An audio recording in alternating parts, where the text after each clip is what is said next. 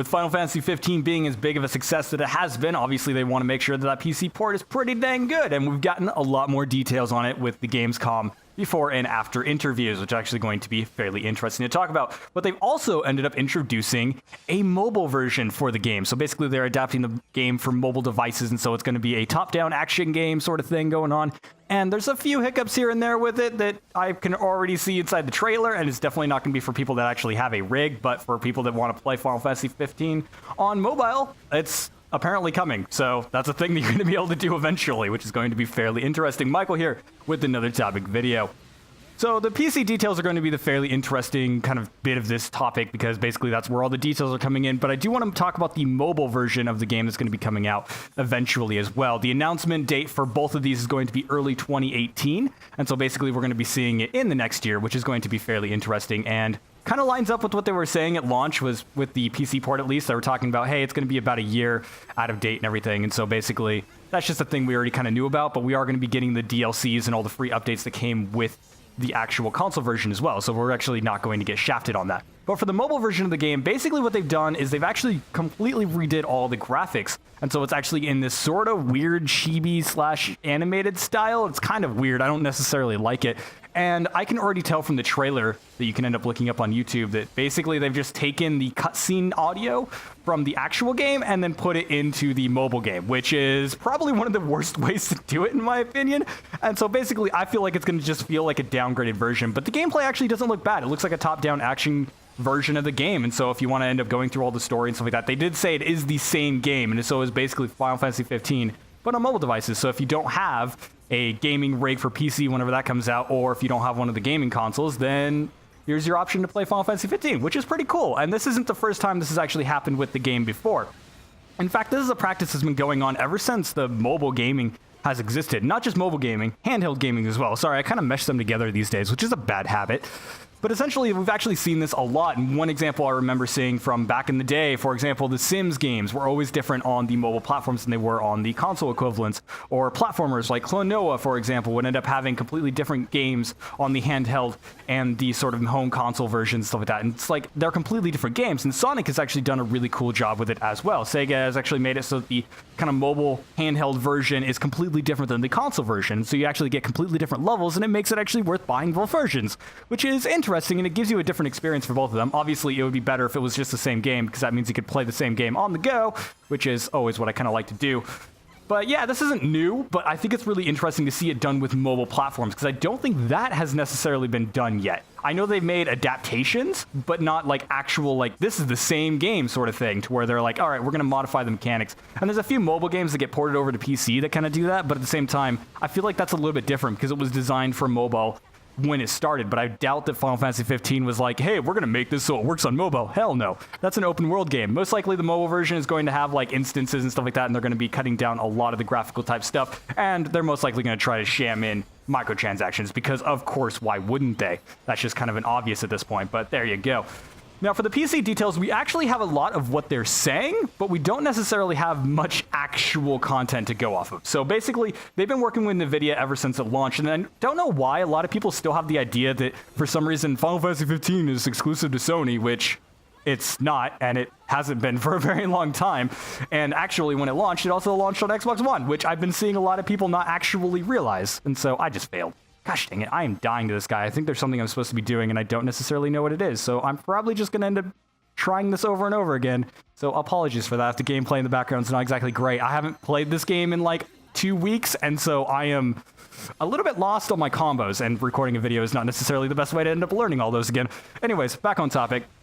So they've been working with NVIDIA ever since the game was basically announced. Back in the E3, to where they were like at Sony's conference, everything like, by the way, here's the game. It's actually going to exist now. It's not Final Fantasy 13 Versus, but it's 15.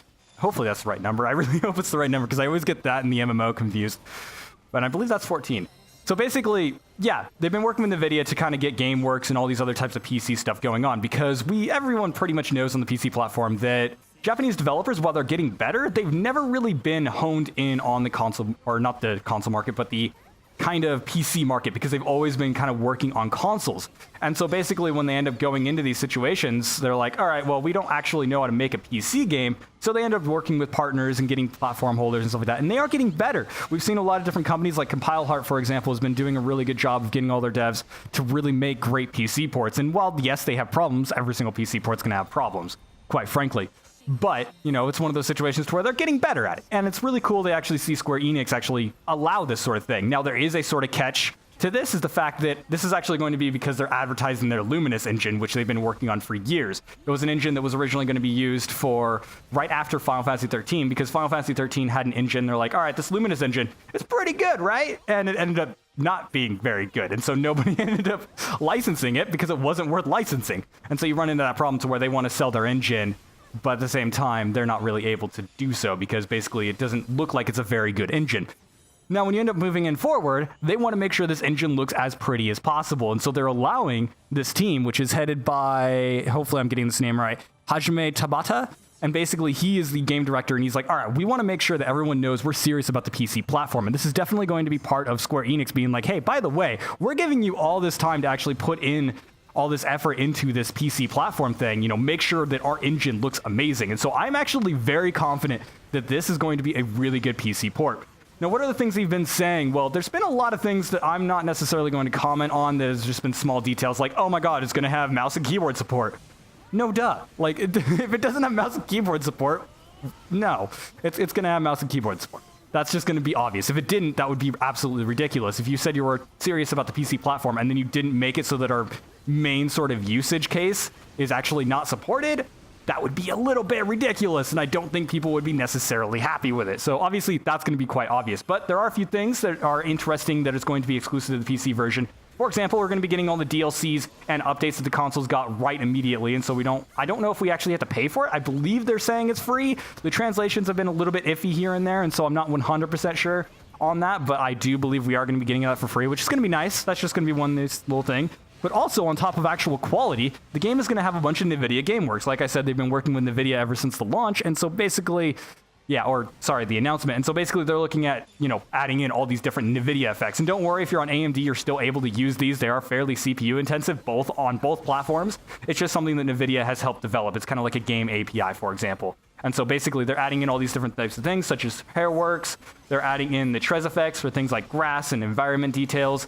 And they're adding in some more, probably physics. I don't know if physics is really that popular to use anymore, but they are going to be using that as well. I believe they used it on console as well, their console variation of it. And so basically, we're going to be seeing all that type of stuff. There's going to be 4K textures available. And so if you're running on a higher monitor than 1920 by 1080, then you're going to be able to get these high-res textures that actually look fairly decent. There's been a lot of people on the YouTube videos being like, this looks like the Xbox or the PlayStation version, which, yeah, it does, except the PlayStation version runs at 720p, not fucking full 1080p at 60 FPS, which the videos are at 30 FPS, but they've actually announced that there is going to be full 60 FPS support. I don't believe they had uncapped confirmed yet, but there could be uncapped. But basically, one thing that people are concerned with these 4K textures is that 4K textures are not small. They are fairly large, and so you run into a situation to where people don't want to have to download all that.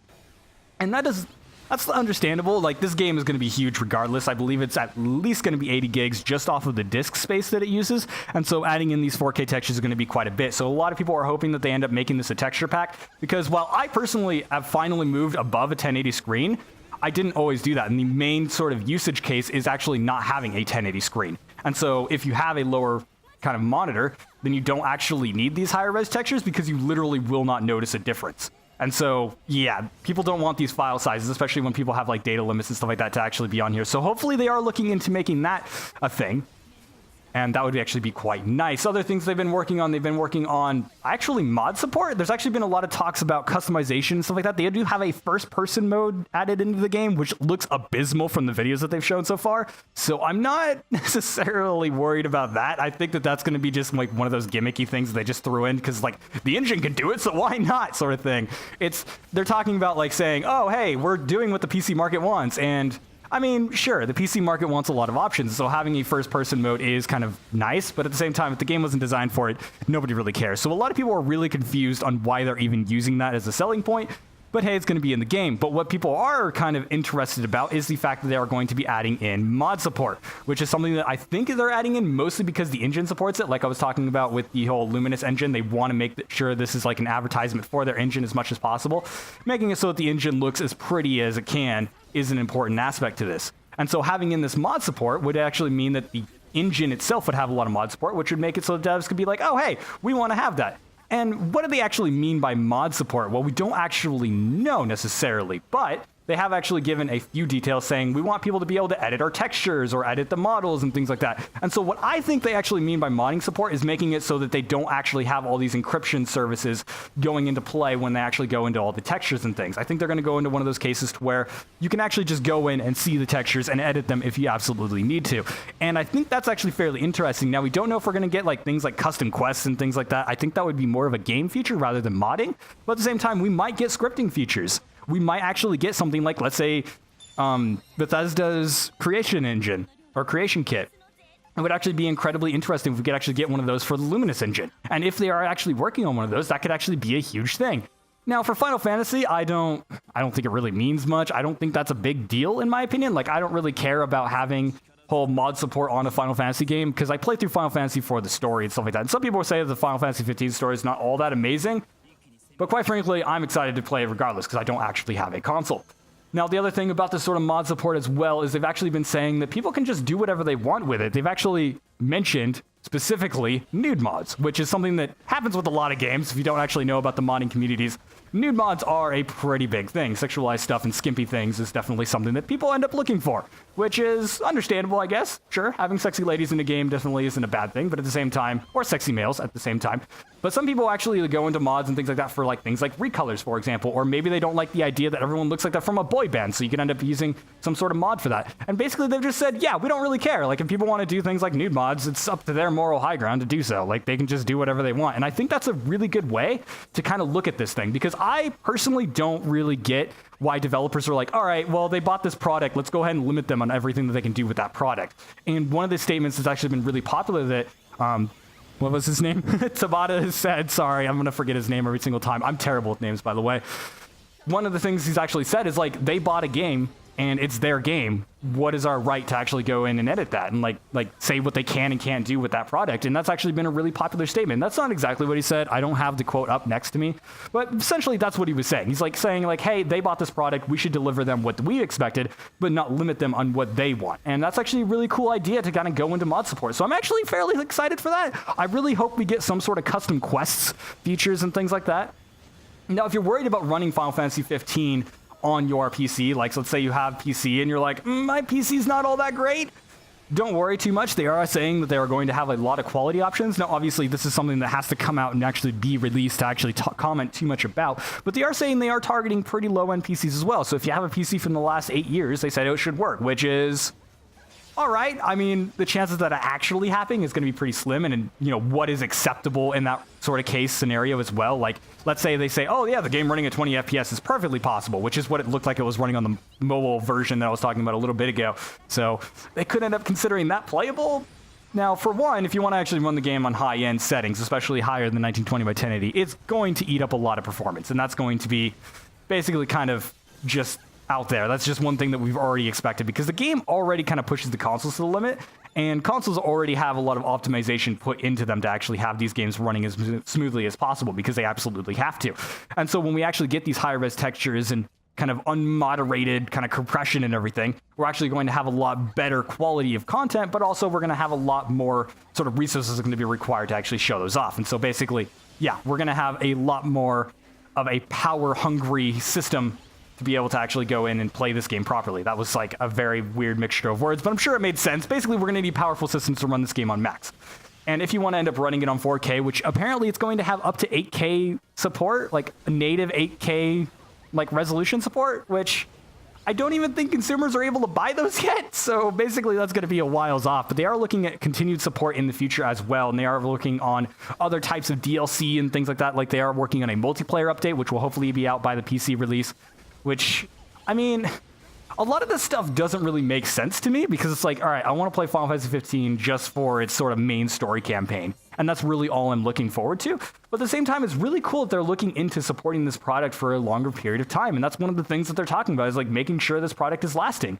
And seeing how long it took them to make, obviously they're like, hey, we need to make our money back on this thing. And so that's not necessarily surprising. And they've actually definitely been doing a lot of cash grabby stuff. And so I'm somewhat concerned on that sort of aspect because if you haven't been paying attention, they've actually released a mobile game version of the game already, or rather a spin-off title to where it's like this RTS / tower team building thing. I don't necessarily know because I haven't really played it. But apparently it's a microtransaction nightmare. And so that's not something I'm particularly excited about, and that's probably what the mobile platform is going to end up turning into. But it looks like the PC port is actually going to be fairly decent. They do have a few little gameplay bits available that are playing on PC. The game looks smooth. It runs at 60 FPS. At least that's what's been confirmed. I really hope we get uncapped FPS because I really love running games at higher than that just because it makes the game more responsive and whatnot. And so that's always a good thing. But at the same time, I'm not necessarily going to expect it 100%. It's not one of those things where it's like, oh my God, if they don't have this, I'm not going to buy it sort of thing. It's, you know, I probably would have bought the port even if it was like not very good. And obviously we're going to have to see when it comes out to actually see how good the port actually is because words are cheap. We've seen that through years and years. This port can end up being absolutely abysmal and it could end up being something that nobody ends up caring about. But for me, you know, it kind of sucks. It's going to take a year to be out there. It's going to be early 2018 when it ends up coming out, which is going to mark it around a year or a little bit more than the console release. Now, I have had a few friends telling me that I probably won't like 15 as a game as much as the other Final Fantasies because it is more of an open style sort of RPG, almost Western style sort of stuff. And I'm like, I'm not 100% a fan of that because I've liked more of the linear Final Fantasies for the most part. And so some people are a little bit concerned that I might not like that. But at the same time, it's a Final Fantasy I didn't get to play. So there you go. I'm pretty excited to actually finally try it when it comes to PC. Anyways, thank you guys so much for watching. Make sure to like, comment, and subscribe, and leave your comments on what you've seen. Maybe I missed some details, and maybe you guys have seen more. They're constantly talking about it. Like, I don't know why they're talking about it now. I guess it's because Gamescom was up, and so basically there were some interviews during and before Gamescom, and they're all like, hey, let's talk about this PC port thing that's not coming out for the next forever, it seems like. But they are actually detailing it quite a bit, and they seem to be kind of trying to promote it quite a bit. And that's mostly because they're trying to promote the Luminous engine, and I am 100% sure that that's why Square Enix is like, yeah, do as much as you can with this and make sure that it's actually proper. And I really hope this is a good sign for the future, especially for Square Enix, because Square Enix has a mixed history with PC ports where some of them have been really good and other ones have been absolutely abysmal. And so basically, hopefully this is a kind of sign that's like, hey, they're actually pushing towards the PC market. And I think they realize that consoles are dying. So they kind of want to jump ship, and especially if they get this Luminous engine going, they don't want to license like Unreal Engine 4, for example, every single time they want to make a game because they're a huge publisher. They have a huge amount of money that they could be like, you know what, let's just make our own engine, and they can end up having their own engine gun going, which would be really kind of profitable for them. So basically, yeah, it could be a good sign for the future. Obviously, Japanese devs, I've talked about this over and over again on the channel, but basically they're finally jumping on PC, and I think it's a really good move. And I want to see more games getting on PC and getting actual proper support. If we can actually get these proper mods and everything going and everything, that's going to be super, super awesome. Like, let's say, you know, I actually get mod support back into games because this is something that we've seen kind of go away for a long time. And modding has always been kind of up in the air on what it actually is. You know, a lot of modding is actually like hex edits and trying to edit memory data and trying to figure out different DLLs to where we can end up kind of changing assets into the sort of functions of the game to actually get mods to work. And so modding has never really been all that too simple. And a lot of the general market has actually looked at things like, let's say, the creation engine. They just assume every modding is like that. It's really not. Like, modders have had to come up with a lot of tools, and they actually deserve a lot of credit. And so if developers can actually look at this and be like, you know what, let's just make it so that we're awesome and make it a lot easier to actually mod our games, to make it so that people can make an experience that they want, that'd be super awesome. And obviously this would also come into play when they actually make the game themselves, make it so that game features actually work that way as well. But regardless, I'm going to stop talking about that. Thank you guys so much for watching, like I said, and I'll see you guys in the next... Oh, wait, hold on. I forgot. I did this in the last video too, and I don't know why it's a thing I'm forgetting now. I just kind of get so caught up in the topic. Game in the background has been Fate Extella. I keep forgetting to mention the game lately, and I don't know why. I think it's because I've been so busy, and so my brain just kind of zones out. Oh my god, I'm going to die, aren't I? I don't want to die. I'm at the end of the mission. Anyways, this is Fate Extella. It's a Musu fighter based on the Fate series, which I know nothing about the story so far, because I'm working on a review for this game, which I think I've mentioned week or so ago. I've been working on the review for a while because basically I haven't had a lot of time to put into it, and I'm kind of trying to play some other games as well. I got into the Altair series as well, which is actually a really fun series, and it's very cute, so I'm enjoying that one. But yeah, this is Fate Extella. I am getting destroyed. Oh my god, I have one more life left. It does have a life system, so you have 3 lives or whatever. Yeah, so I might actually be able to beat this. But anyways, this is going to be the end. It's a fun game so far. If you're looking for a mini review, it's a Musou fighter with a story that makes absolutely no sense unless you know something about the Fate series. So if you want a Musou fighter, it's not too bad. It does kind of wear itself thin pretty dang quickly. You have to level up to get more combos, and even then, the combos don't get all that complex. And the gameplay itself kind of wears thin pretty dang quickly. There's a ton of characters. And so if you're looking for a game with a lot of characters, it has a lot of characters, but at the same time, they reuse a lot of the same animations and the same type of attack moves, and they don't really feel all that unique, and the combat is very, very floaty. And so I'm kind of mixed on the game right now. Obviously, I can end up just kind of looking at the game in the future and be like, oh my god, it made this kind of weird game-changing thing, and yeah, so I started skipping the story because basically I knew nothing about what was going on. I'm like, all right, the story is kind of whatever. It has a lot of fluff to it and stuff like that. But obviously, if you're looking forward to a review of this game, considering picking it up, do make sure to leave a subscribe down there and leave a comment that you want to see it just in case I end up trying to skip it or whatever. Yeah, I'll have a review out in 1 or 2 weeks. I don't really know because it depends on how much time I have available. Anyways, like I said, thank you guys so much for watching. Now I'll see you guys in the next video.